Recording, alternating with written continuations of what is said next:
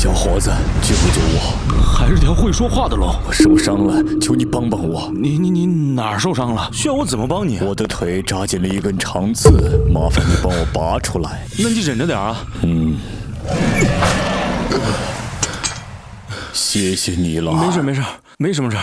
我先走了。小伙子，多谢你，这个龙珠送给你。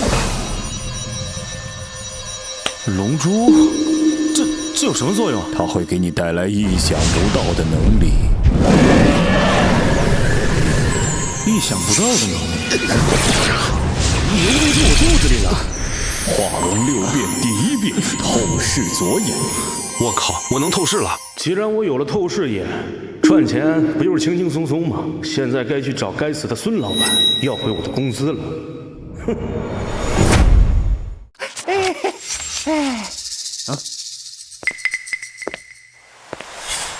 哎呦，这不我昨天刚开除的陈浩吗？怎么你也想来玩两把？是啊，玩两把。孙老板不欢迎啊！哎呦，欢迎！不过你玩得起吗？我们这儿最低300起步，你有钱吗？我这儿没多少，就40。40，穷逼一个还敢来玩？行，今儿我心情好，就算你300，来。行，那多谢孙老板照顾了啊！哎呀，少他妈废话，赶紧下注啊！3个6，全压，豹子3个6。喂，你会不会玩啊？一把就压豹子，肯定输的。别着急嘛，这万一人家运气好，这豹子他赢得多。我这儿一共就40，豹子的话是1赔10，我想着是搏一把大的，开吧。买定离手，3个6，报警。我操，真的假的？陈浩，敢不敢玩把大的？赌多大呀？穷鬼，见过这么多钱吗？最后赌一把，赌注加倍。你要是赢了，这5万块钱全拿走；但要是输了，免费给我干1年的活，敢不敢？既然都玩了，咱就玩点大的呗。这把要是我赢了，你给我50万；我要是输了，我免费给你打工10年。好，你够狠！来，还是老规矩，猜中点数算你赢。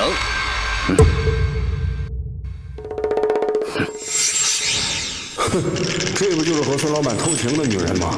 怪不得孙老板敢打赌，原来这俩人是准备出老千呢。也算他有点本事，竟然把3个头子叠到一起了。这样他说小也行，大也行。不过我可是会透视眼的。压呀！怎么不敢压了？还是全压豹子，3个6。不过这一次是3个6叠在了一起。他怎么猜到的？难道他能看穿中子？三哥，这开中啊！等什么呢？不能开，开了我就要赔他50万呢。陈浩，豹子哪那么容易出来啊？这把不算数，把钱拿回去，算我给你个机会。我感觉力气大了不少，这龙珠难道还强化了我的身体？哎，落地生根，开了才算。既然你不敢开的话，我来帮你开。我靠，又是豹子，真邪门啊！结账吧，50万。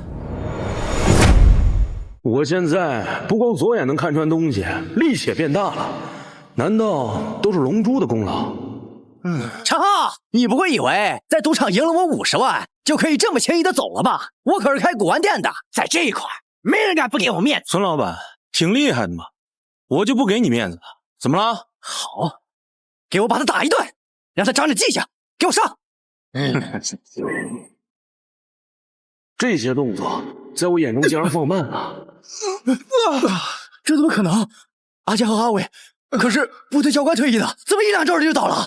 孙老板，该算算咱们俩的账。浩哥，咱们都是文明人，这个动手不太好吧？哎呦，现在他妈跟我说文明人，早想什么去了？你刚才说你开古董店的，很厉害是吧？一般人不敢惹你的。不，你是200人，少给我整的没用的。这样吧，以后跟着我干吧。啊，跟您混？放心，跟着我干，一定会让你飞黄腾达，绝对不止在这个小镇子上发展。如果能真的走出这个小镇子，跟他干也不是不行啊。好的，浩哥，我跟你干。你说往东，我绝不往西；你说上山打狼，我绝不打鸡。哎，行了，哪那么多废话？走。化龙2变，剑宝右眼。又进阶了，剑宝右眼来的正是时候啊！以后就不怕收到假货了。青铜鼎，现代仿品，假。果然，龙姓喜聚宝，这鉴宝右眼就是为辨识古董而生的。这鼎是假的，怪不得你这个店不挣钱呢，怎么净收些假货？哎，这小子谁啊？胡说什么？我这可是收藏的老东西。哎，三海兄，别着急，这位啊是陈浩浩哥，咱们店现在最大的股东。这位是三海，自家兄弟。原来是浩哥呀！我这鼎不应该有问题啊。既然是自家兄弟，那应该不是有意骗你，估计你也让人给蒙了。不应该啊！我这可是在古玩街一对兄弟手里亲手收上来的。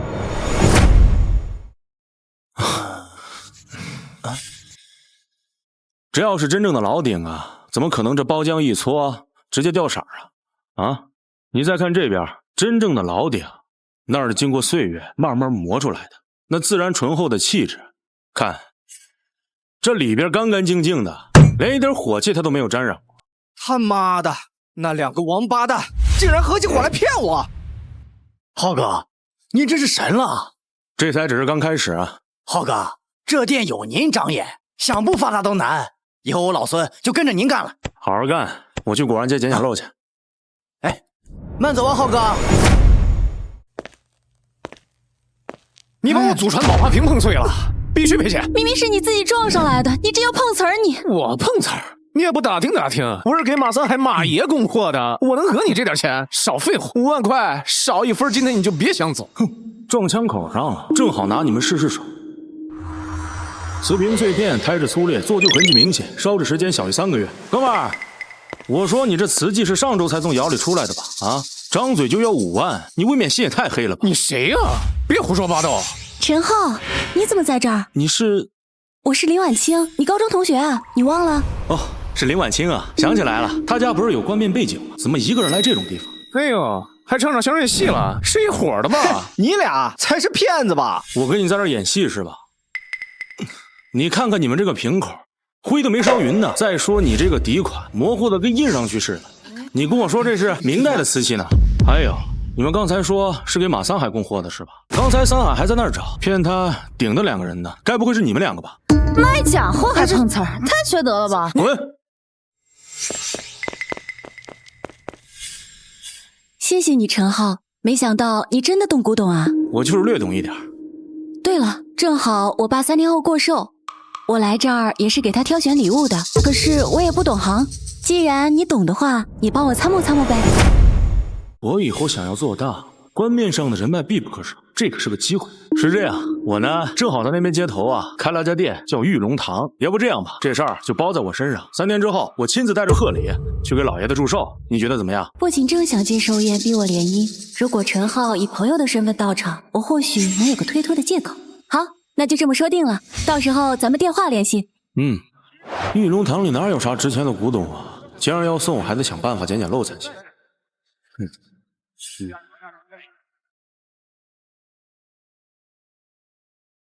这碗是个康熙年间的宝吧？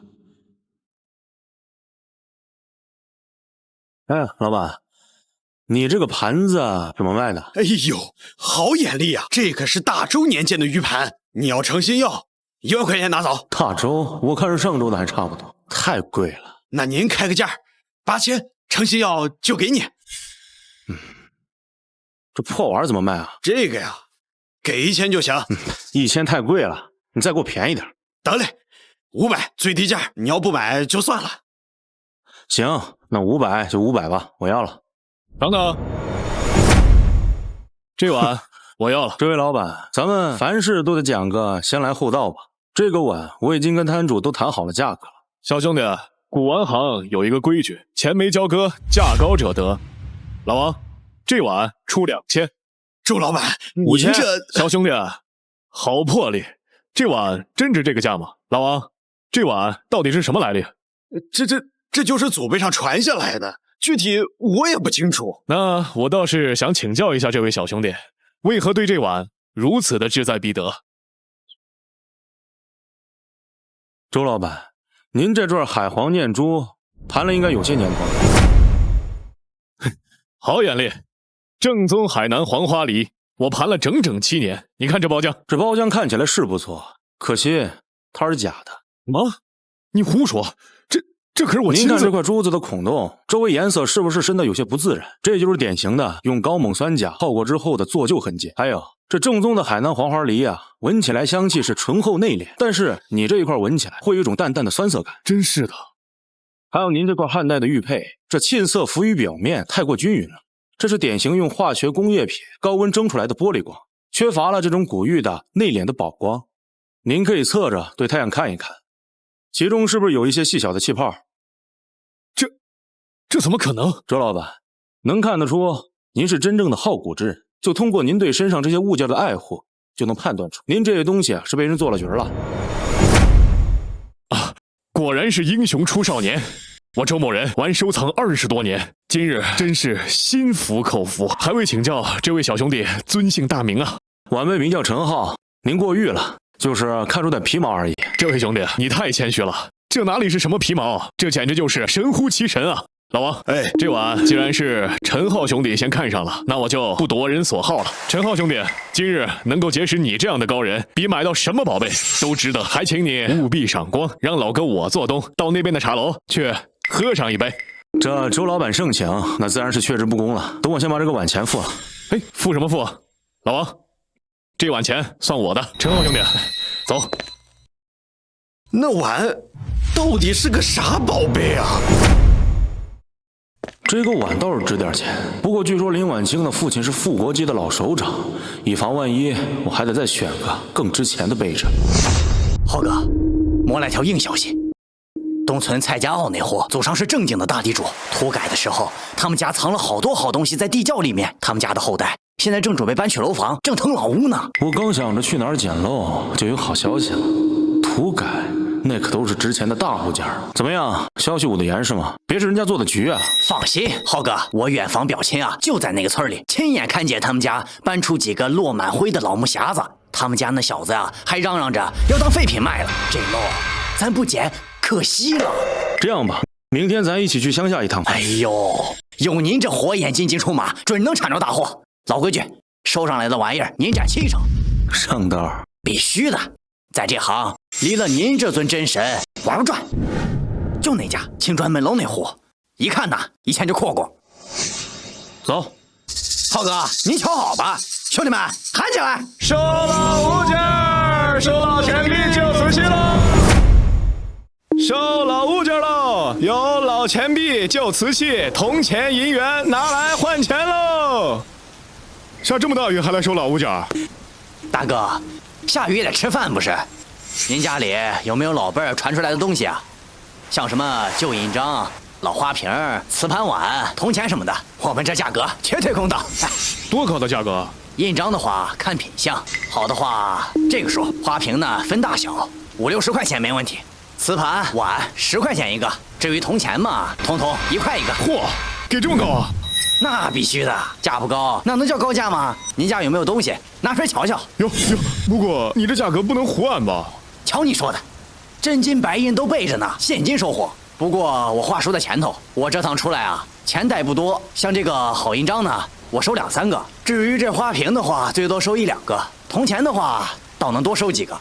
你等着，我这就给你去拿。你等着，千万别走啊！哎，老板，帮忙接一下。哟，好东西，好东西！来，慢点。兄弟，好东西都在这儿了，还有几个破的、带血口的，我都没好意思往外拿。浩哥，来张眼。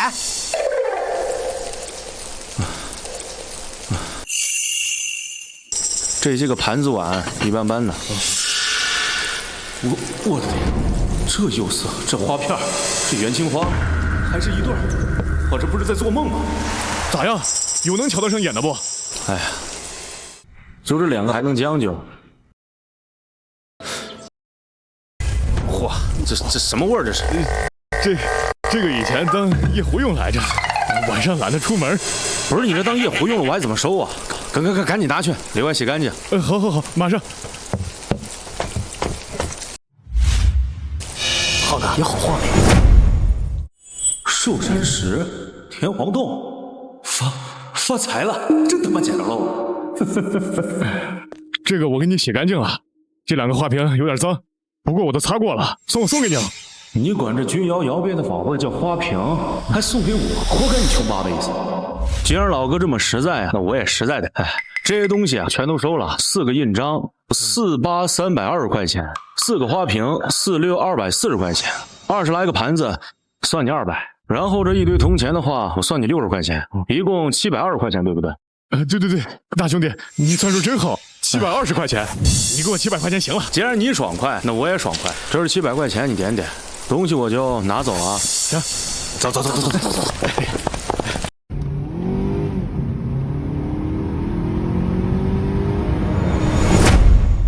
浩哥，我们去开车，你在这等一会儿啊。好，去吧。走。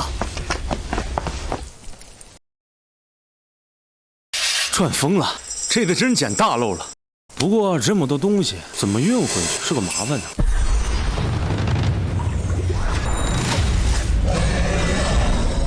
化龙3变，神龙空间。神龙空间，储物空间。竟然真的是储物空间，没想到这龙珠还有这种能力。那我以后运货啊不，以后我带着古董，那不就方便多了？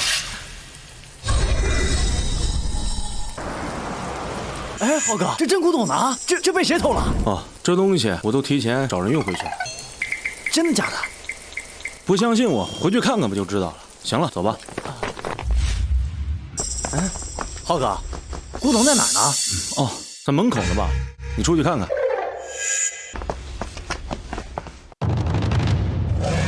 浩哥，没有啊！我去，真的有啊！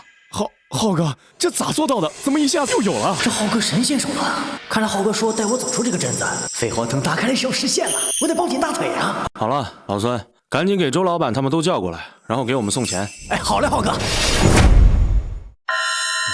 金牌大会现在开始。感谢各位老板捧场啊！感谢各位老板捧场。陈浩兄弟，到底是什么好东西，非得把我们几个都叫过来？各位老板先别心急嘛，既然请各位老板过来，那自然是有好东西，想让大家一起帮忙长长眼。嘿，就是啊，老周，人家小兄弟手里面有货，不能只卖给你一个人呐，对不对，各位？对，老周，你也太心急了。是我心急了。行了，各位老板，也就闲话少说，这就是咱们今天的重头戏。钧瓷啊，这真是钧瓷啊！100万，我要了。哎，说什么呢？100万就想拿走？你也不问问我，我出120万，我出130万，谁还敢再加价，我就让给他，敢不敢跟？好了，大家都别争了。陈浩兄弟，你就说个实价，到底想卖多少？你就说个实价，到底想卖多少？最低200万。 200万200万200万，这价太高了。是啊，200万，这确实有点贵了。各位老板，各位都是家底丰厚的人，错过这村可没这店了。况且这件宝贝的确值这个价。小兄弟，你可能不了解行市，我们是有钱，但是大家都觉得这个价高的离谱。别说咱们这，就算放在全国，这个价不好出手啊。小兄弟，你是在跟我们开玩笑吧？那我们就不奉陪了。走，慢着，各位老板，这老话说得好，宁舍千金，不舍君赐一片。这件宝贝要是请进店里，那可就是镇店的底气啊。陈浩兄弟，镇店之宝那得是孤品，独一无二才叫孤品。你这东西看起来确实不错，可它不止一件，那就不值这个价了。你这要真是独一件的孤品，我砸锅卖铁也要把它拿下。哦，既然是这样，那就对不住了。哎！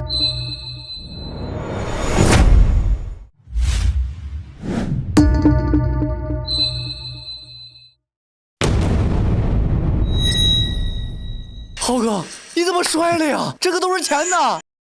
小兄弟，这钧瓷也敢摔，这简直是暴殄天物啊！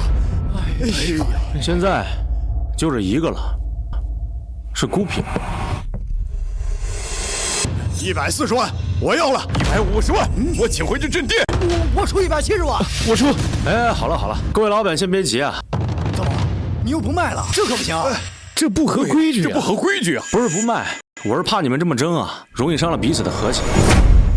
这不合规矩，这不合规矩啊！不是不卖，我是怕你们这么争啊，容易伤了彼此的和气。那怎么才不伤和气？这样，老孙，去拿4支笔、4张纸发给各位老板。哎，好嘞，浩哥。来几位，一人1张啊。各位老板，每人呢，你们在纸上写出自己心里的价格，每人只有一次机会，最终价高者。小兄弟，是我们小看你了。你这招太高了，太高了。那就按你说的办。好了，时间到了。各位老板，出一下价格吧。我出200万，这总该到你的心里价了吧？我出210万，就比你高了一点儿。各位，要是超不过这个数，那这镇店之宝可就是我的了。等等，赵老板，210万就想请走这镇店之宝，我出230万。真是失之毫厘，谬以千里呀！钱老板，实在是不好意思啊，我出280万。老钱你呀，你花这么高的价，你买它做什么？拿回去当镇店之宝啊！哎呀，陈浩兄弟，这是龙国银行280万的支票，收好。恭喜周老板，您是最后的一个。承让承让，各位老哥，那我就先告辞了。慢走，周老板。老周这个老滑头。那我们就先告辞了。哎，记得以后有好东西，可记得再叫我们啊！一定。这回下次再见。我靠，浩哥，你这招太牛了！淡定，这不是常规操作吗？晚上我爸生日宴，别忘了换身正经衣服。好，我知道了。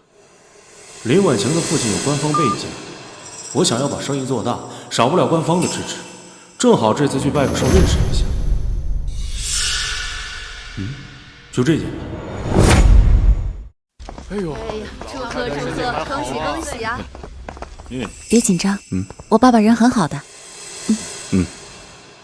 林伯伯，我来给你送寿礼了。林伯伯，祝您福如东海，寿比南山。这是小侄特意为您准备的寿礼，聊表心意，请您过目。林伯伯，这是清代宫廷造办处流出来的翡翠如意，寓意万事如意。我特意从香港拍卖会拍回来的，花了888万，就是为您讨一个吉利。天哪，赵公子真是大手笔，不愧是我市第一首富。据说赵公子一直在追求林婉晴，看这架势，今天怕不是要求婚吧？第一首富和豪门千金，强强联合呀！哎呀，俊杰，你有心了，这个礼物很贵重。哎呦，婉清带回来的这位朋友，不知道你给林伯伯准备了什么礼物啊？拿出来让我们大家都开开眼呗！别是什么地摊上掏来的宝贝吧？拿出来让我们大家都开开眼呗！赵俊杰，你别太过分了，陈浩是我朋友。我过分？我赵俊杰的未婚妻怎么能跟这种野男人在一起？赵公子，礼物重在心意，不在价格。不过，既然赵公子问起，我想问一下，你确定你这尊清代翡翠如意是真的吗？什么意思啊？当然是真品，我有证书，而且我还特意找人鉴定过。你个穷小子，懂什么叫翡翠吗？别在这吃不到葡萄说葡萄酸。小陈，这有些话不能乱说呀。林伯伯，我知道今天是您的好日子，我本不想扫兴，但既然赵公子问起，我也不想在场的所有人被假货所蒙蔽。赵公子，你这如意问题有3：第一，这颜色绿的太过均匀鲜艳，是典型的镀膜染色工艺，俗称穿衣翡翠。真正的老坑粉翠色阳不均，有色根。第二，大家仔细看着雕工缝隙深处，颜色是不是更加的深？那是染料沉积的痕迹。真正的高翠应该是通体一色，内外一致。第三，也是最致命的一点，可以用强光手电看一下其内部，是不是充满了细小的均匀的气泡？这是典型的玻璃制品。而天然翡翠那是纤维胶织结构，绝对是不会有气泡的。所以赵公子，你这尊翡翠玉如意是典型的高级玻璃仿制品，成本嘛，顶多8800元。成本嘛，顶多8800元。好像真是，这公子是有点贼。我说怎么越看越别扭啊？你胡说，你是血口喷人！是不是胡说？我想赵公子心里应该清楚，今天是林伯伯的生日，晚辈也准备了点薄礼，虽然不太名贵，但也是晚辈的一份心意。祝您身体健康。还以为送什么贵重的礼物呢，原来就是一个破茶壶啊！哎，你闭嘴！哎，小陈，这壶我能上手看看吗？当然。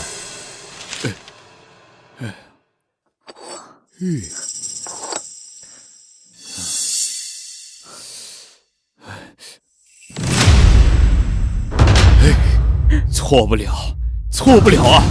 你看这泥料，这手工，还有这刻款，这是顾景舟大师的早期作品《蝙蝠猴》啊！这是顾景舟大师的早期作品《蝙蝠猴》啊！哎呦，好东西啊！这个好东西，孩子用心了。哎呀，这岂止是心意啊，这才是真正的无价之宝。这份礼物是我今天收到最好的寿礼。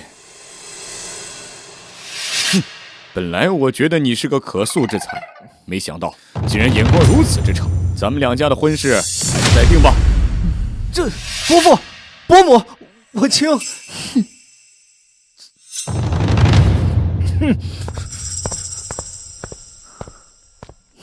文清，你好好陪陪小陈，爸今天很高兴，真的非常高兴。陈浩是吗？好好享受你今生的最后一个晚上。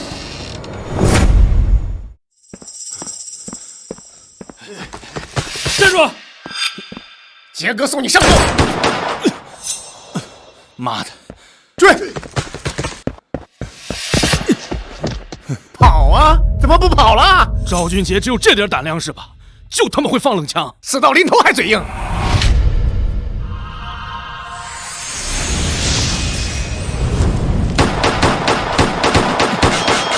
化龙4变，龙爪之刃。想不到龙珠竟然还能进化，先是透视左眼，然后是剑宝右眼，再是龙嘴空间，现在我都有龙爪了，以后我该不会化龙吧？这是什么鬼东西？你是怪物？现在该轮到我了。这什么鬼东西？你是怪物？现在该轮到我了。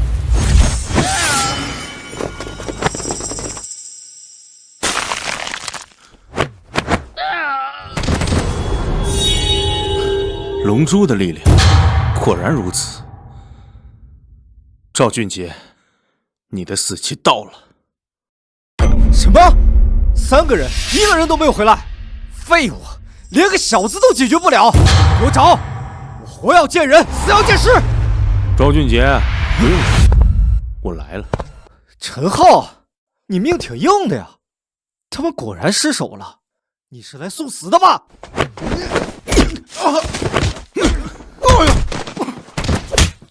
果然有2下子，但你再快，快给我枪吧！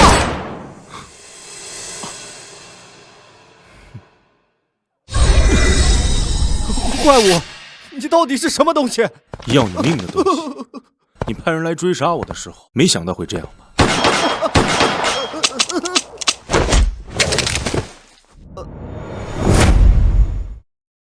赵俊杰他父亲赵天龙是个手段非常毒辣之人。赵俊杰只是开始，他背后的人绝对不会善罢甘休。来吧，有龙珠带给我的能力，我谁都不怕。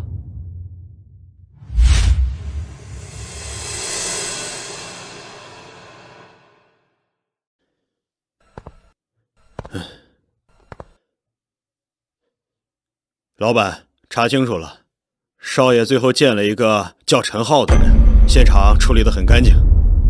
干净？哼！我赵天龙的儿子不能白死。这个陈浩，就算不是他做的，跟他也脱不了干系。阿彪，把他请回来，我要亲自问话。明白。不过老板，根据资料显示，陈浩背景普通，但少爷派去对付他的人之前都失手了，此人可能不简单，需谨慎。那就多带些人，我倒要看看他有多不简单。是。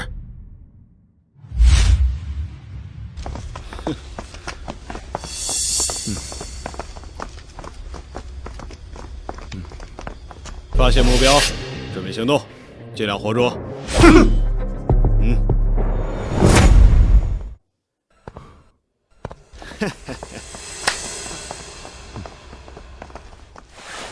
陈浩先生，我们老板想请你走一趟，配合调查。你们老板谁啊？请人这么大的阵仗，去了就知道，别让我们动手。赵天龙的人动作真快啊！上！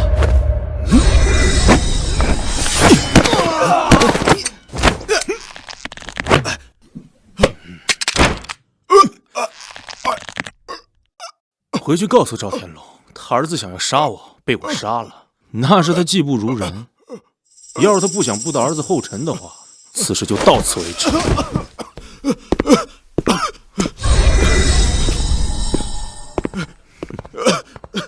撤退，全部撤退！目标极度危险，不是普通人。老板，那个陈浩绝对不是普通人，他的手变成了爪子，力大无穷，速度快的根本不是人，连手枪对他都没用。怪物，异能者，难怪俊杰栽在他手里。但越是如此，越不能留。明的不行，就来暗的。去查查他身边的人，我要让他也尝尝失去亲人的滋味。老板，这……按我说的去做。我要让他跪在我面前求饶。是。赵天龙想动我身边的人，你这是在找死。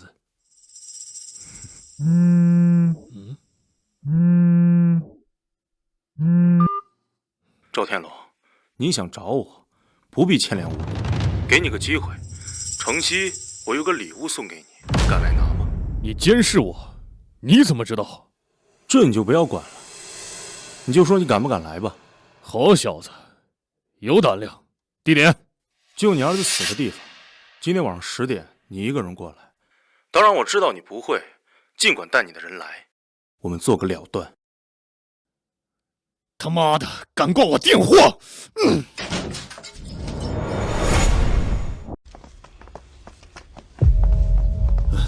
老板，小心有诈。他再能打，也是一个人。小子，你的死期到了。也许是你的死期到了。你倒是个人才。按照以前，我会收下你跟我混，但是你杀了我儿子，那你就没有必要存在了。说不定你会被我反杀。我倒是要看看你有多厉害。上！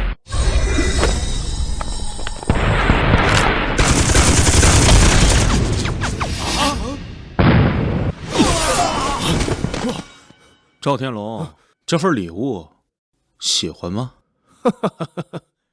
果然有变异，还真的是变异。好，很好。阿彪，给我喝了他！阿彪，给我喝了他！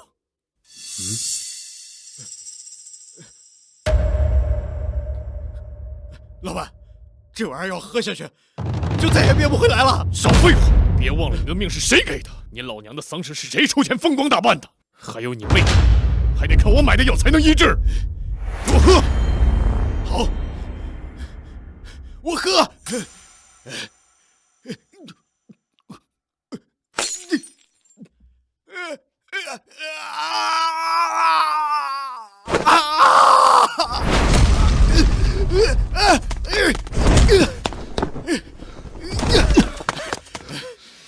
你给他喝了什么？你以为就你是天选之子吗？这是米国实验室出来的超能血清，它能让人力大无穷。不过嘛，脑子会烧坏。好好享受我这人造怪物的滋味吧！杀了你！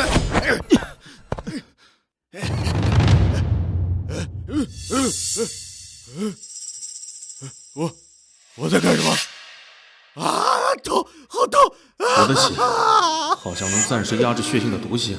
既然如此，我的血好像能暂时压制血性的毒性。既然如此，我怎么会这样？为什么会这样？怎么回事？阿彪，起来，给我起来！现在该轮到你了。用活人做这种试验，这种人连畜生都不如。别杀我！我错了，我给你钱，我有好多钱，求求你饶我一命吧！像你这种渣子，多活1秒都是浪费空气。下地狱去吧！总算结束了。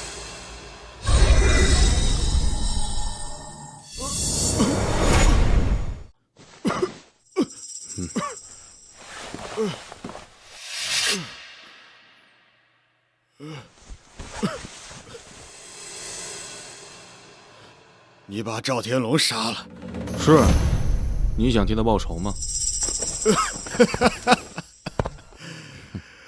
报仇？你要去哪儿？我不知道，天地之大，好像没有我的容身之地了。要不你跟着我吧，你体内这血清似乎不太稳定，我的血似乎能压制它。你对赵天龙的恩情已经还清了，从他逼你喝下血清，完全不顾你死活的那一刻起，你就再也不欠他什么了。况且你不是还有一个妹妹吗？我也可以给你的妹妹买药。当然，说不定她喝了我的血，她的病也会治好的。是，我还有妹妹，妹妹。只要你能救我妹妹，从今往后，我阿彪的命就是你的。起来，你的命不属于任何人，只属于你自己。从现在开始，为了你自己，为了你妹妹，活出一个新样子。好。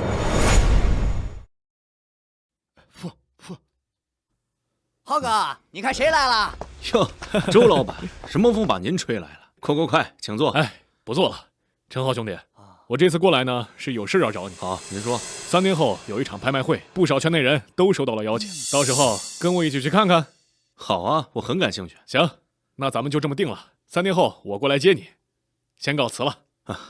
周老板慢走啊。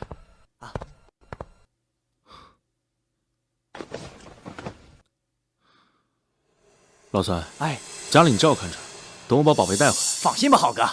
阿彪，3天后你跟我一起去。明白，浩哥。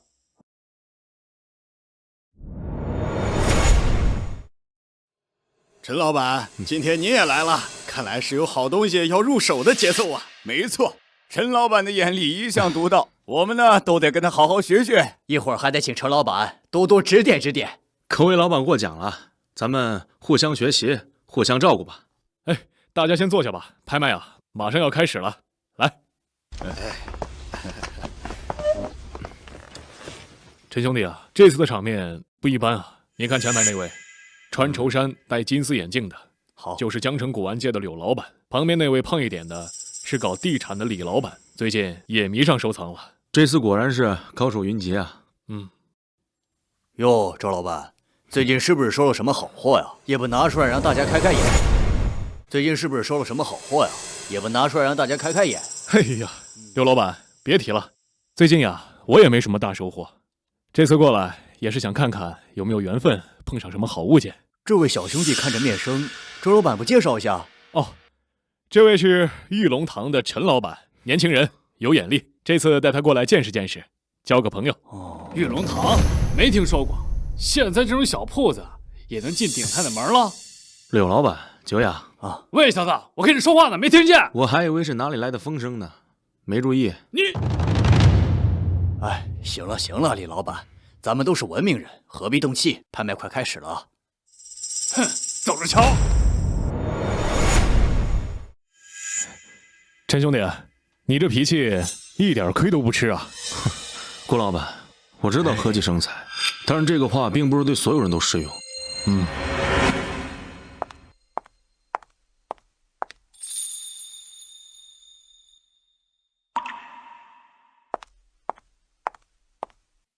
各位来宾，下午好！鼎泰拍卖会现在开始。首先，第一件拍品，明代嘉靖年制青花缠枝连纹大罐。此罐器形规整，釉色莹润，其青花发色纯正，画艺流畅，起拍价80万，请各位出价。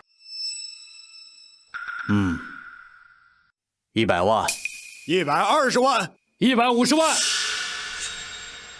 李兄，你看这罐儿。器型饱满，青花发色沉稳，画工也是典型的嘉靖风格，胎底看着也够老气，我看老货无疑，放在你的新客厅中，绝对镇得住场面。陈兄弟，这件看着不错，要不咱们也跟跟？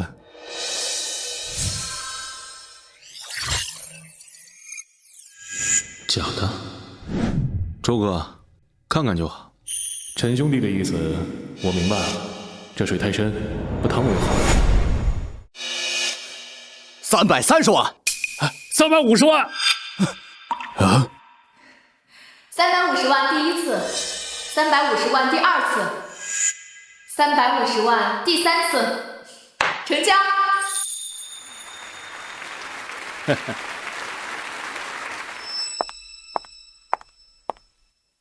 嘿，哟，玉龙堂的陈老板一直没有出手，是没有看上我这件嘉靖金花冠，还是囊中羞涩呀？李老板说笑了，这么好的东西我怎么会看不上呢？我这发自内心的恭喜李老板，买了件难得一见的高仿精品。什么？啊！混蛋！你敢说我花了350万买了一件高仿精品？饭可以乱吃，话可不能乱说。你说这话什么意思啊？你说这罐子是假的，岂不是打我刘某人的脸，说我眼力不行？哎，柳老板息怒，我并没有质疑你眼光的意思，主要是因为这件仿品极可乱真，只有几处细微的破绽，难免一些资深的行家也会走了眼。不可能吧？连柳老板都打了眼？哎，这位陈老板的眼力还是很厉害的。这一下可有好戏看了。陈浩，你空口白牙就想坏我好事？你说我这件是假货，你拿出证据来！你今天要是不说出来个子丑寅卯，我跟你没完！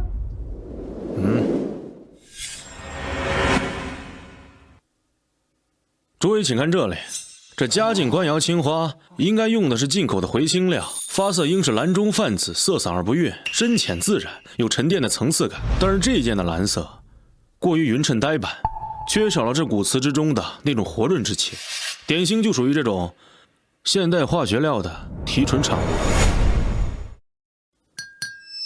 大家可以听这个声音，真正的明代官窑大器，因其胎土陶炼精细，窑温足，所以其敲击声音属于那种清远悠长，有如金石之声。而这件瓷器的声音短促尖利，这明显就是因为胎土的致密度还有烧成的火候不足，与现代的工艺品极其接近。最关键的一处破绽在这里，嘉靖年间的底足漏胎处会自然形成一种深浅不一、过度柔和的火石红，而这个罐子的底部色泽浮于表面，分布过于均匀，典型的人工仿制的痕迹，失去了天然的古意。经陈老板这么一点拨呀，再看这足底，确实显得生硬啊。不，这不可能啊！鼎泰这么大的拍卖行，怎么会有假货？有一个方法可以直接的验证出来它的真伪。什么法子？砸了它。砸了？开什么玩笑！这要是真的，你赔我350万吗？砸了。若是真的，这350万我刘某人替他赔了。好，那就验个明白。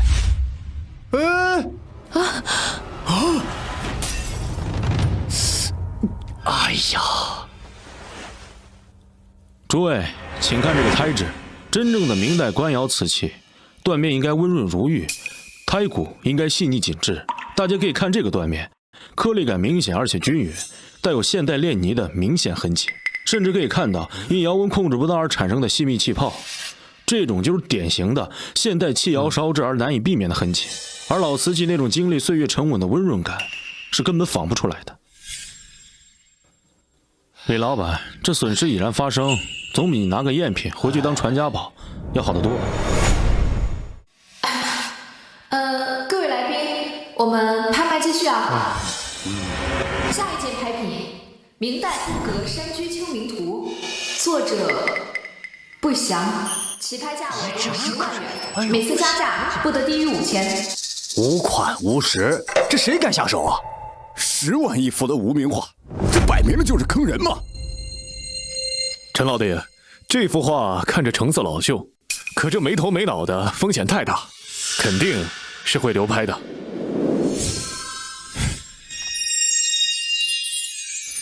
宝光内敛，印记深藏，这竟是唐伯虎的真迹，定是他避祸或游戏笔墨时，故意隐藏于此画中，如此重器竟被当作俗物。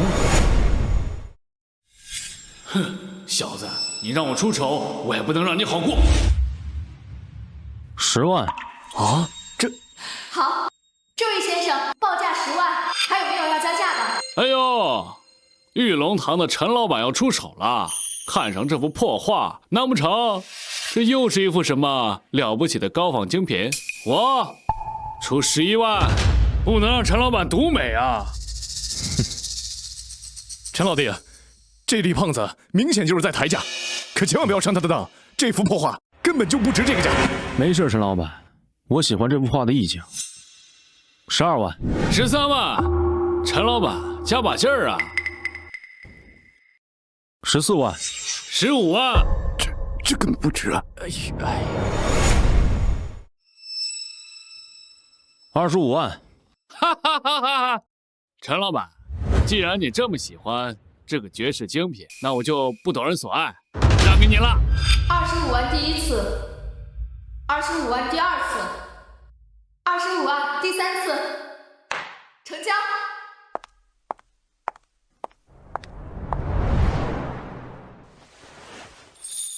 陈老板，恭喜恭喜啊！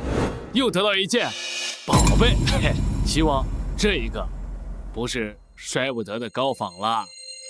有时候这宝贝和废物之间只隔着一双眼睛的距离。哼，哎，有些人呐，仗着自己有点小聪明，就目中无人，花25万买了这幅破画，真是可笑。我看呐，那个什么玉龙堂，就是一个收破烂的铺子吧。正好各位老板都在，承蒙李老板刚才忍痛割爱，才让陈某拍得此画，咱们一起鉴赏一番，也请柳老板这种前辈请教。此画表面上来看，的确是个无名之作，但是玩古玩界的也都知道，这古玩讲究的是一个藏，很多珍品往往因其貌不扬而被埋没了。哼，故弄玄虚，你有本事把它变成一个唐伯虎的款来。哼，唐寅的画，说不定还真有啊。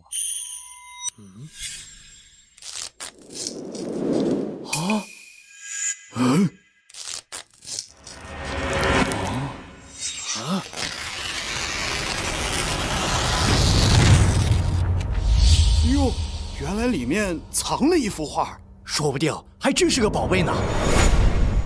哟，原来里面藏了一幅画，说不定还真是个宝贝呢。大家仅看这深中的墨色，成而不浮，深入肌理，这是典型的松烟墨沉淀了上百年才形成的包浆。再看这绢素的精微织法，与已知的明代中期的苏工手法完全一致。陈老弟，果然好眼力啊！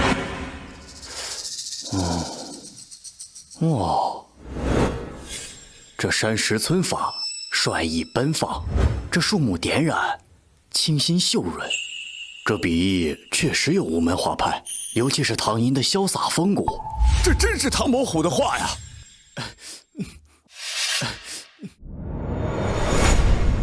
这真是唐伯虎的画呀！诸位，请看这里，我猜这应该是唐寅在游戏之时或者是特殊时期所作。虽然隐去了其名款，但是这画师的习惯和案迹却是抹不掉的。所以，我估计这幅画作的价值远超于25万。你要……如果是唐伯虎的真迹，哪怕是个银款，这价值恐怕也要数百万计呀！陈老板，你这眼力真是太神了！啊，陈老板后生可畏，刘某服了，以前都有得罪，以后还望多多指教。柳老板，客气了，晚辈只不过是运气好，以后还希望柳老板能多多指教。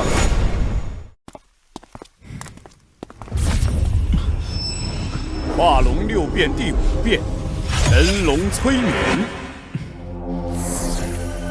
怎么了，浩哥？画龙5变了，神龙催眠，龙珠竟然给了我催眠的能力。有了这个能力，好多事就更方便了。没事，走吧。浩哥，有动静。站住！把唐伯虎的画交出来！哼，奔着我来的。想要我的话，得看你们有没有命来拿了。阿彪，哎，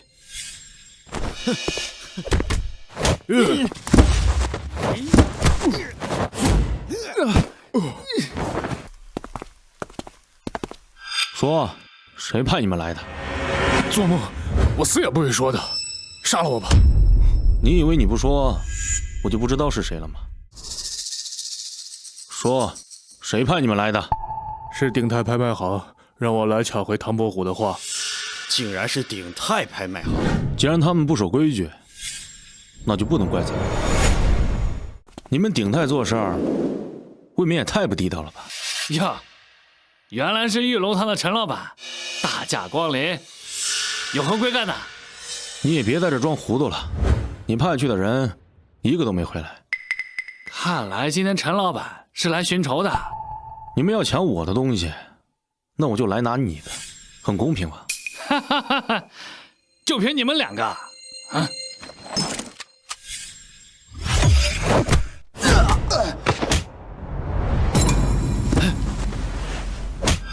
孙经理啊，有的时候枪不一定好用啊。哎，我人在，开个价吧，多少钱才能把今天这事给了了？爽快1个亿，现在转账咱们2清。到账1亿元。陈老板，有没有兴趣再合作一把？合作？我们从国外运回来一批古董，想请您给长长眼，报酬好说。国外路线？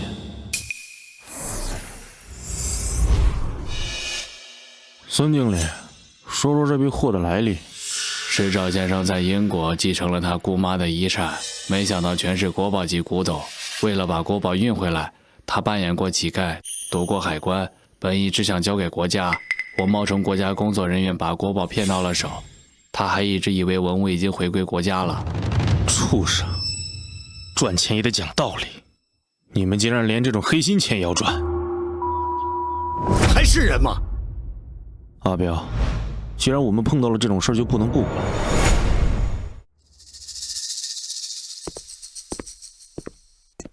浩哥，赵鑫来的事儿查清楚了。哦，说，19岁那年，他唯一的亲姑妈在英国病重，他出去继承遗产。为了这事儿，当时国内的老师同学都骂他是叛徒。可是谁能想到，他姑妈留下的遗产根本不是什么金银，全是当年从圆明园流露出来的老物件，是国宝。哦，这么说是真的？对，这10几年他留在那儿，就是为了想办法把这些国宝一件件的给运回来。听说过程特别艰难，为了躲避海关盘查，他当过码头苦力，甚至装过乞丐，啥罪都受了。好不容易打通关系运回国内，指望着物归原主。可谁能想到，鼎泰拍卖行那姓孙的王八蛋，就是瞅准了赵先生在国内没有人脉，冒充国家文物局的特派员，把赵先生运回来的宝贝一件一件给骗走了。把赵先生运回来的宝贝一件一件给骗走了。这账本记的都是孙经理从赵新来先生那里骗来的古董国宝。国义之士在外舍生忘死，归国却遭家贼欺辱，这口气儿咽不下去。浩哥，你说怎么办？咱们绝不能让鼎泰拍卖行这帮孙子好过。账本是铁证，得交给最稳妥的人。阿彪，你去准备一下，看来我们得去会会这位赵先生。另外，也得给孙经理备一份大礼了。明白，浩哥，我这就去安排。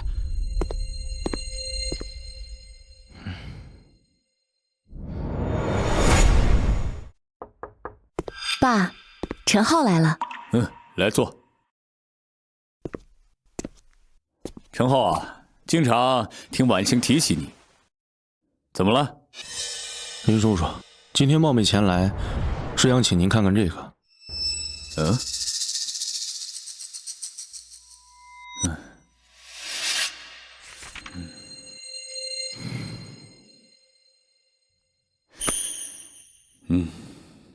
鼎泰拍卖行孙经理为了一个素不相识的赵秦来去捅这个马蜂窝，你知道这意味着什么吗？孙经理只不过是台前小丑，他的身后，那可是有会吃人的大老虎的。林叔叔，我就是个粗人，并不懂什么太多的大道理，但我只认一个理：这有的人在国外当乞丐，冒死也要把老祖宗的宝贝带回来；而有的人在国内穿西服打领带，去干着挖人祖坟的勾当。这事儿不讲究权大钱多，只讲究一个良心。这良心难安，觉他都睡不踏实。哼，好一个良心难安！现如今许多人位置坐得高了，反倒这个良心呐，把他给丢了呀。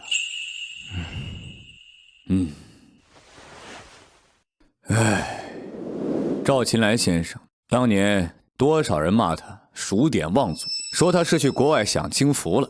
可是谁能想到，他竟然忍辱负重，去做了一件惊天动地的大事。更没有想到，英雄归国竟遭到宵小如此欺辱。哼，这份证据重若千钧。这已经不是一个简单的骗局了，而是上升到民族大义、国家文脉。这件事我林国栋管定了。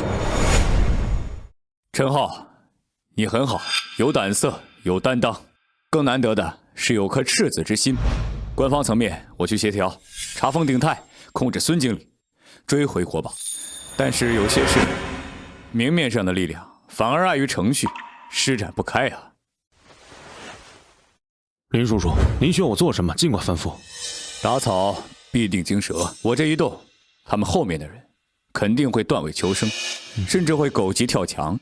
我需要一双他们明处察觉不到的眼睛，一柄藏在暗处的利剑，盯死他们，找到最核心的罪证，以防他们销毁证据，还有转移财产。更重要的是，对赵先生下毒手。林叔叔，您放心，既然这个事我揽下来了，就一定会善始善终。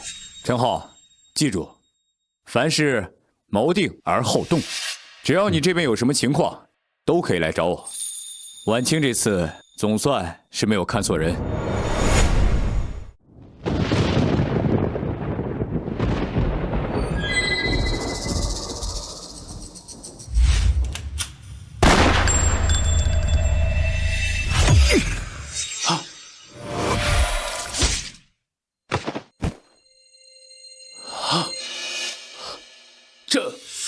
这是什么力量？他是谁？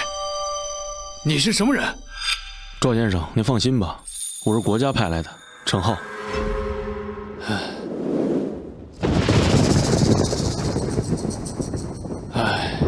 我一直以为运回国家的宝贝得到了妥善安置，没想到竟然有一部分被有心人卖了。赵先生，请您放心，国家已经有所察觉，绝对不会再有类似的情况发生。是啊，这组织上现在来人了，我这心里总算踏实了些。以前都是单打独斗，总是提心吊胆的。您放心，您对国家的贡献，祖国和人民绝对不会忘记。严重了，这只是一个龙国人应该做的分内之事。赵先生，这里的情况太过复杂，祖国还是希望您能先回国，保证您的安全。不行，现在不行，地窖里还有一大批文物没有妥善安排好，我绝不能一走了之。放心吧，剩下的交给我了。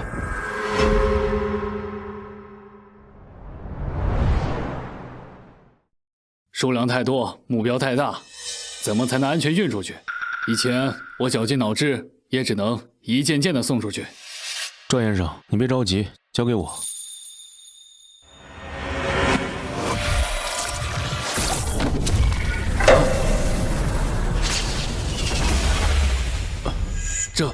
这是神的力量吗？赵先生，您放心，为了让国宝回家，很多人都在默默努力，请您相信组织，相信国家。好的，我相信我们的国家。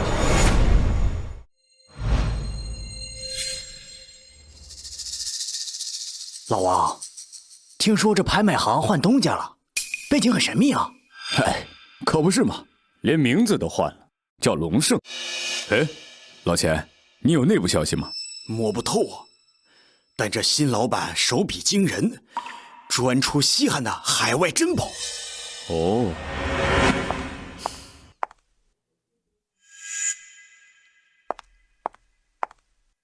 位来宾，欢迎来到龙盛拍卖行。现在我们开始第一件珍品的竞价。英国维多利亚女王曾佩戴过的钻石冠冕，起拍价格为1800万，请各位出价。好家伙，这一上来就是女王冠冕，这新老板露得真野。该死的，这分明是我们博物馆刚失窃的珍宝，竟然公然拍卖，这老板肯定跟那个国际大盗脱不了干系。2000万，2200万，2500万，这是我国的荣耀。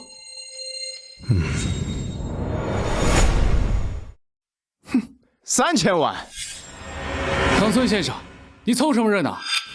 彼得先生，拍卖场价高着的，何必动气呢？3500万。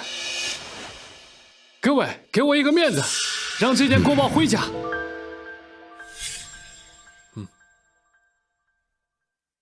哎呀，彼得先生，实在是抱歉啊，这顶皇冠我也甚是喜欢，放在展厅里那可是镇店之宝啊！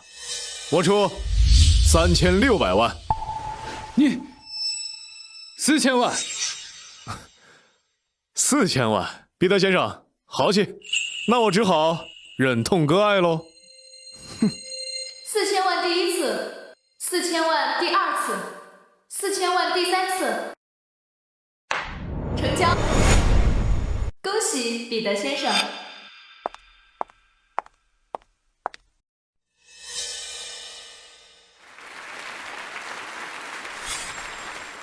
那我们下一件拍品，古埃及第18王朝的黄金圣甲虫护身符，起拍价格为2000万。埃及的国宝都来了，这龙盛的老板怕不是把大英的博物馆和故宫的仓库都搬空了吧？2300万，2500万，3000万。诸位，这又是一件英国博物馆的馆藏，我怀疑这里的老板就是个窃贼。老板呢？让他出来给我解释。皮特先生，你说这是赃物，证据呢？口说无凭，我可是会告你诽谤的。再者，若论窃贼，你们大英博物馆里数以万计我龙国的瑰宝，又是何时去的？何时还呢？那是历史遗留问题，你们当时无法保护，甚至是合法交易。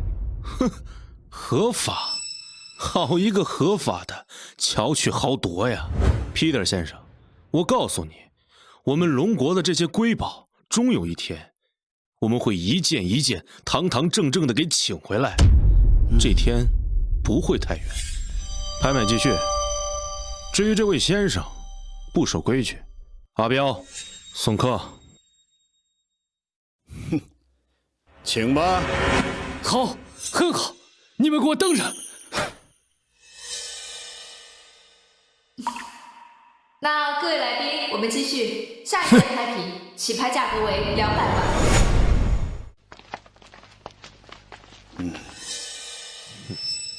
浩哥，有埋伏，清理干净，别耽误回家休息。哎，好嘞。你们得罪了皮特先生，你们死定了。废话真多。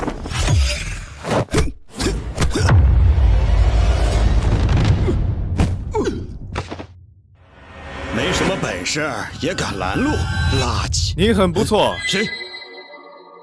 格斗技巧不错，但是只是蛮力。你很强。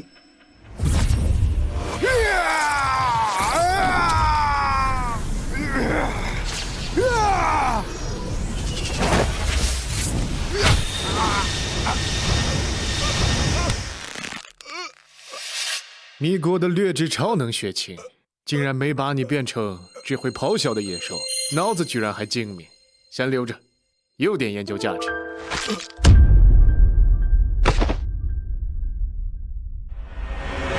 真好，真是越来越有意思了。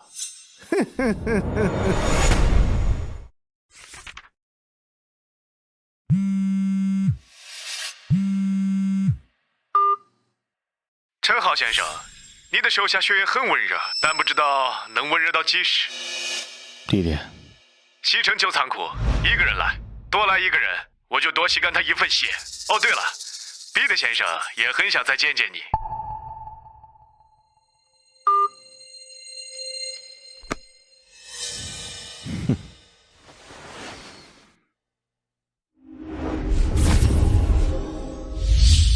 洋鬼子吸血鬼，真当我们受欺负了100年就站不起来了吗？今晚就好好教育教育你们。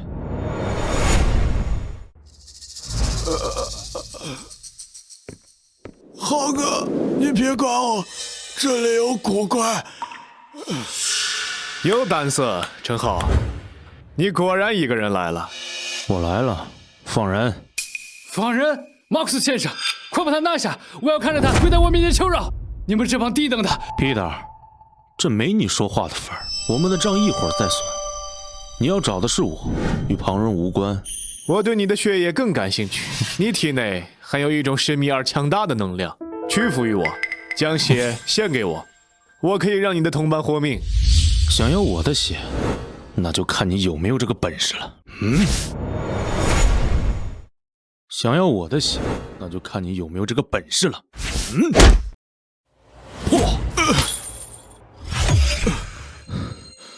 兄弟，撑住，看我给你报仇。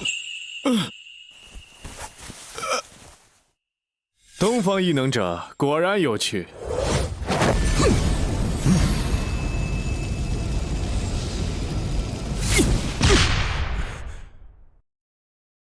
这不可能！你的力量，不可能的事还多着呢。真以为自己练了点邪门歪道，就能够在我们龙国的地盘上横行了吗？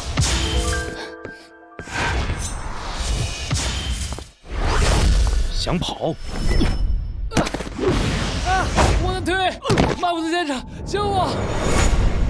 看来是我低估你了，但游戏该结束了。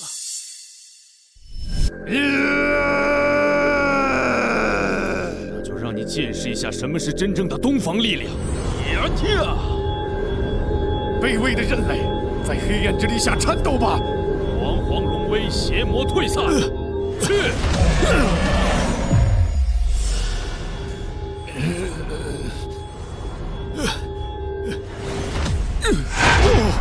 这是什么力量？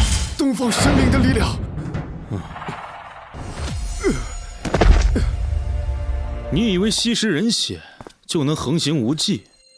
我华夏大地的底蕴之深，又岂是你们这些魑魅魍魉能够揣度的？先留你一会儿。别杀我！我有钱，我把钱都给你。陈老板，我走了，去神经，放了我吧。Peter， 你给我听着，我不杀你不是因为我不敢，而是嫌脏了我的手。啊！你给我，给所有还抱有那种强盗逻辑的人都带个话：过去的龙国，你们可以抢，可以欺辱，但是那个时代它已经过去了。从现在起，属于我们龙国的东西，我们会一件件堂堂正正的都给拿回来。你现在所处的这片土地叫做龙国，在这里是龙你得盘着，是虎你就得卧着，更别提你们这种吸血的臭虫。龙国人早就站起来了，而且站得比任何人更稳更直。是，知道了。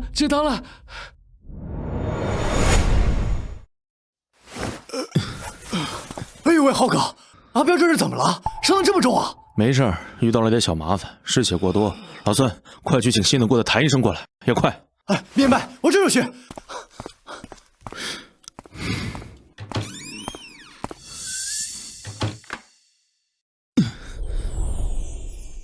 兄弟，撑住。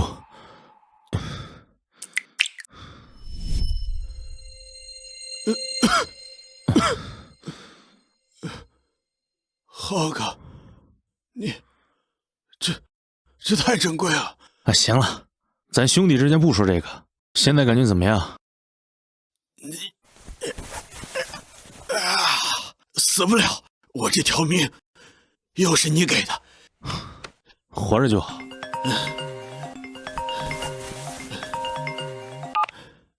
喂，哪位？陈浩先生，鄙人刚存3郎，请您吃个饭。陈桑，这次能请到您出山，是我冈村三郎的荣幸。这杯酒，庆祝我们的缘分。冈村先生，缘分太虚了，谈生意还是直接点比较好。哼，好，陈桑，爽快。美国的麦克，上次拍卖会，仗着财大气粗，买走了您拍卖行的很多古董。这口气我咽不下去。货已易主，各凭本事。你想怎么样？我想让他连本带利的吐出来，但是他身边总是有保镖，需要有个能人把他们牵制住。你又怎么能确定我是这个能人呢？陈桑何必过谦？伦敦的鬼佬商会，还有一直纠缠你的吸血鬼，都被你轻松了了。您的实力在道上，谁人不知？说重点，我能为你做什么？你又能给到我什么？我能为你做什么？你又能给到我什么？简单，只要您在交易那天拖住麦克的手下半个小时，不必硬碰硬，拖住就行。声东击西，那你呢？我自然带人去会会麦克本人，只要没人打扰，事情就会办得干净利落。冈村先生，让我去扛麦克的主力，然后你在背后摘桃子，我这个风险会不会有些太大了？风险大，收益高，只要您同意，5000万龙国现金，双手奉上。您只需要略施小计，这钱就轻松到手。陈桑，只要您点头，2000万定金，立刻到账。我冈村做事童叟无欺。钱到账，我办事儿。好，太好了，陈桑，跟您合作简直是太痛快了，为我们的成功干杯！合作愉快。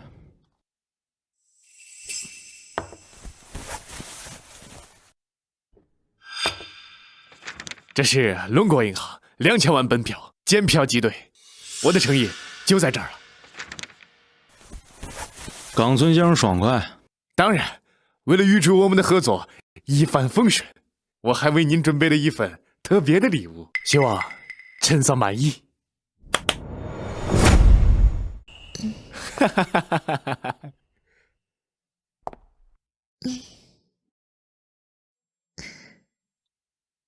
这位是美智子，让她陪您喝几杯，解解乏。龙国的夜晚才刚刚开始。陈先生，今晚就由我服侍您，请多关照。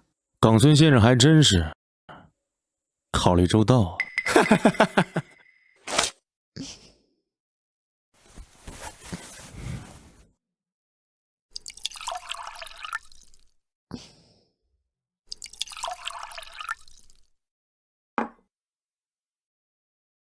陈先生，我敬你。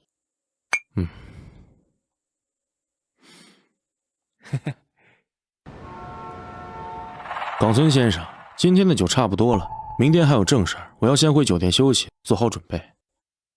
美智子务必亲自送陈桑回酒店，一定要细心照顾，让陈桑满意。是，冈村先生。陈先生，请跟我这边来。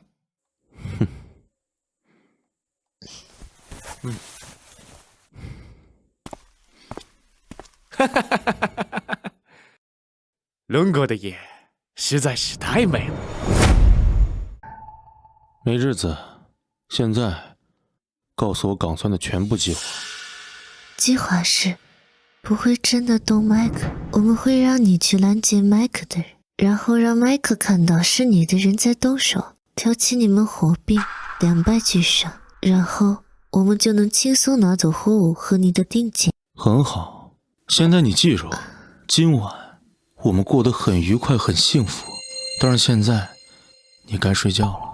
是，今晚我们很愉快，很幸福，我该去睡觉了。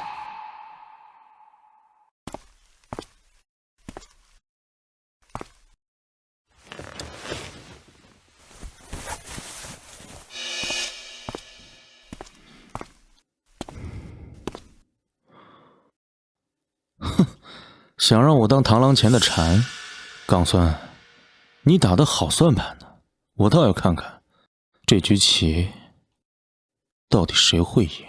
陈浩先生，你说的很好。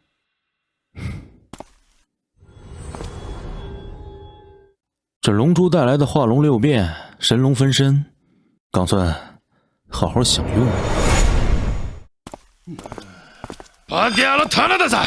有埋伏，找掩护。M 干掉铁太。是那群日本人，追！别让他们跑了。时间到了，我们走。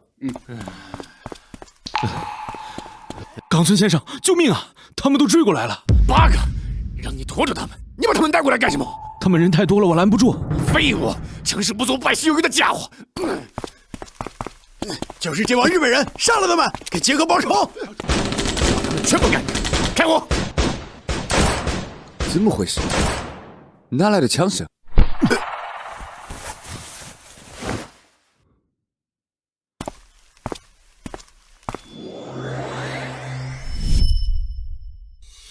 计划很顺利啊。走吧，带你去看看你的手下和冈村为你演的好戏。该死的日本人！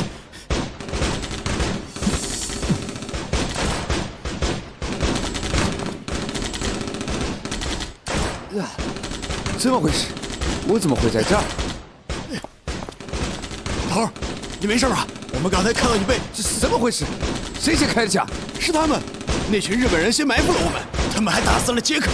冈村删了，狗娘养的东西！你敢黑吃黑，老子跟你没完！麦克先生，停火！这是误会，我们中了陈浩的诡计。放屁！陈浩在哪里？我怎么没有看见？人呢？你当我是3岁小孩吗？走了，嚯！快跟我进仓库。我没走。走了，嚯！快跟我进仓库。我没走。fuck！ 火呢？整整1000骨头，哪里去了？我也不知道，麦克先生，我也是刚到。不是你，还有谁？你的人把我引开，把火偷偷转移掉，你还想栽赃给陈浩？把火交出来！我真的没有，这一定是陈浩的陷阱。去你的陷阱！王八蛋，你竟敢开枪打我！反击！冈村，你今天不把火交出来，谁也别想活着出去！先想想怎么保住自己的命吧。浩哥，您尝尝这黑茶怎么样？对了，最近生意场还顺吗？啊，托浩哥的福，一切都好。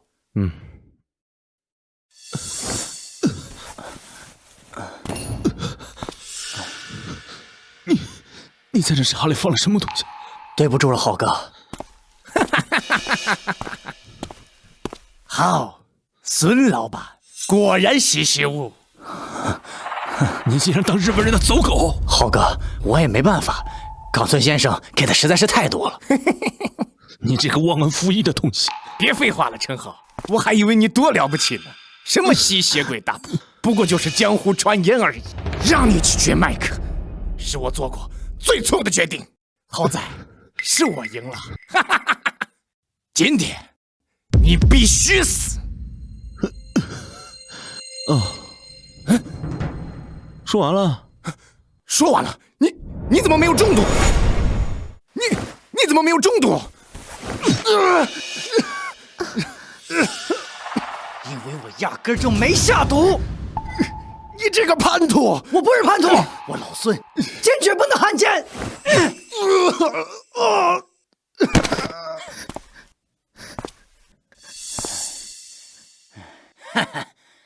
别杀我，陈先生！别杀我，陈先生！你忘了前天晚上我们之间的情谊了吗？别杀我！好险，差点杀错人。美智子小姐，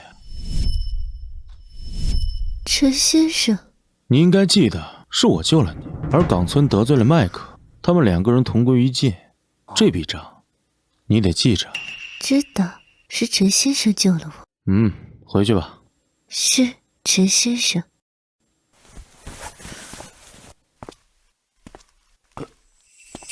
哇，哎呦，浩哥，你还会催眠呢？我会的，可不止这些。怎么着，想试试？我可不敢。喂，婉晴，怎么了？陈浩，我爸找你有事儿。小陈啊，今天叫你过来，一是感谢你上次帮忙解决赵钱来的事情，二是叔叔这边也有一件正经事想跟你好好谈谈。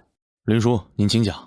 我知道你不是普通孩子，上次如果不是你出手送回国宝，赵秦来的事情也不会那么容易。你的能力既是天赋，也是责任。林叔，我只是做了我应该做的事情。国家现在需要一个特殊的部门，专门吸纳和培养像你这种有特殊才能的年轻人，我们称之为炎黄749局。它的职能是处理常规力量无法处理的特殊情况，保卫国家安全和人民的安宁。我知道这可能会改变你平静的生活，但是你的能力放到更大的平台，才能发挥到更大的价值，既是为国家效力，也是为自己的人生选择一条有意义的道路。怎么样？考虑一下，不必马上回答我。林叔，这事儿不用考虑。这事儿不用考虑。哦，我答应，我加入。能告诉我为什么这么快做决定吗？年轻人啊，通常会更犹豫。林叔，您刚才也说了，这事儿既是为国，也是为民。但是在我这里还有一层，我自幼便父母双亡，我是吃着百家饭长大的，是这片土地还有人民养育了我，所以这份恩情我得还。其次，你也是一个好官，是真心在为老百姓们做事儿。我信你，赵庆来事件，你原本可以用更官僚的方式去处理，但是您选择了信任我，所以这份恩情我也得还。所以于公，为国效力，我义不容辞；于私，为您分忧，我心甘情愿。这既是为国，也是为您，这个选择并不难做。好小子，我果然没有看错你，国家需要你这样的年轻人。明天啊，就去报道。这就是传说中的749局。对啊，怎么样？难以想象吧？很接地气儿啊！你都想不到，敌人啊就更想不到。来，同志们，这位就是陈浩同志，从今天起，他就是你们的基础战术教官，他将指导你们更有效地运用和控制自己的能力。来，大家欢迎！搞什么飞机啊？找个毛头小子来教我们，林东是不是搞错了？雷蒙，大家有意见很正常。我呢叫做陈浩，接下来负责你们的实战基础。实战基础？小子，你是哪个特种部队下来的？是有什么惊天动地的异能？露两手，给哥们开个眼，别是个只会耍嘴皮子的关系户。我的背景吧，邻居清楚。至于我的异能，你想怎么看？简单，接我3招，你要是还能站在原地不动，我雷蒙以后管你叫哥。要是接不住，趁早从哪儿来回哪儿去。胡闹！雷蒙，这是纪律部队。站着不动太过于被动。这样吧，我让你一只手，但凡你能碰到我的衣角，算我输，我立刻离开，如何？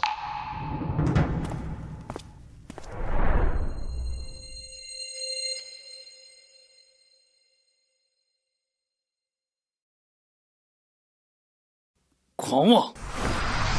看拳！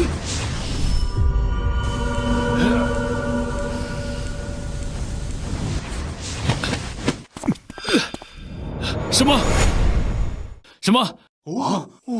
这是第一招，还继续吗？你耍啥？刚才是我不小心。在战场上，敌人会给你小心的机会吗？你的力量刚猛，但是过于直白，缺乏变化。再来。呀！烈焰冲击！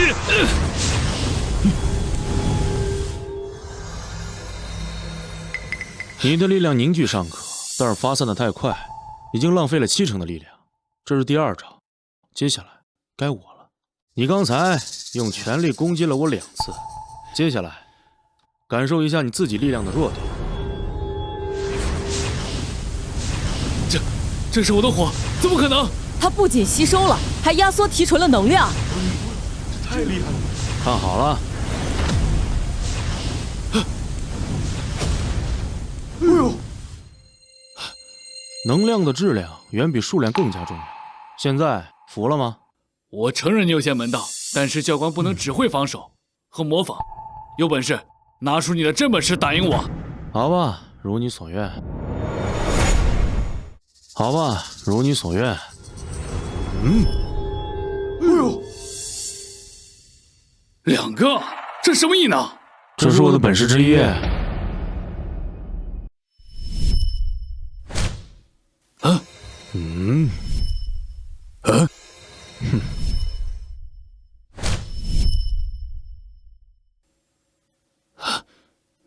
还要试试我的力量吗？我怕你承受不住啊！哇呀，这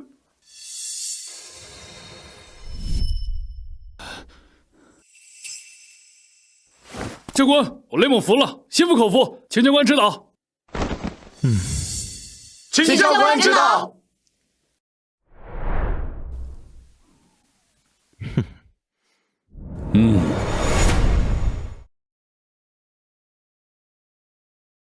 浩哥，部队放假了？没有，只是最近没有任务，偷得办事钱罢了。哦，老板啊！哎呦，这位老板有事吗？孙老板，您这儿收夜明珠吗？哎呦，拿出来瞧瞧。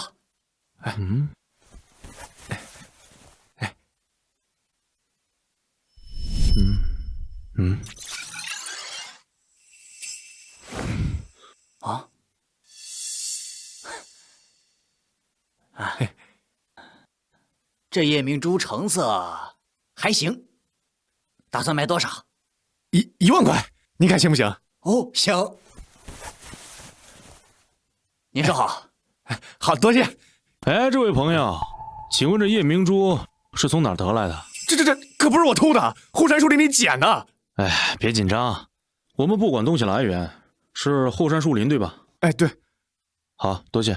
啊，不客气，不客气。浩哥，给。后山树林有龙珠的线索。该死，还是没有别的线索吗？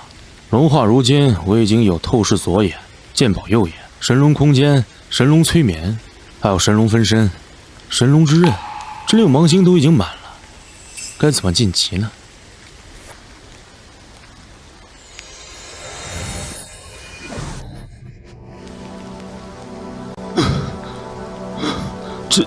这是进化了。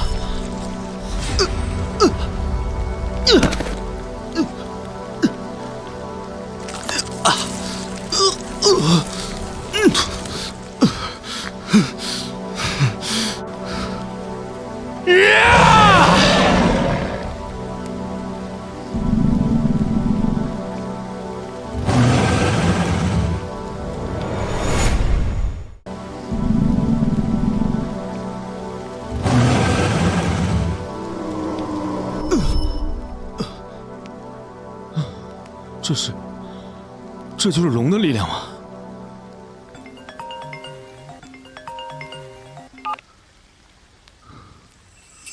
喂，陈队，我是周晴。我们刚刚收到了最高级别的警报，境内上空出现了极高的能量反应，与古籍上记载的龙高度吻合。目前已有不明势力企图渗透，局里命我们立刻介入，消除威胁。通知全体队员，按照1级预案进行部署。这片苍穹将由我们来守卫。是时候让这些外界人见识一下何为真正的我们之力了。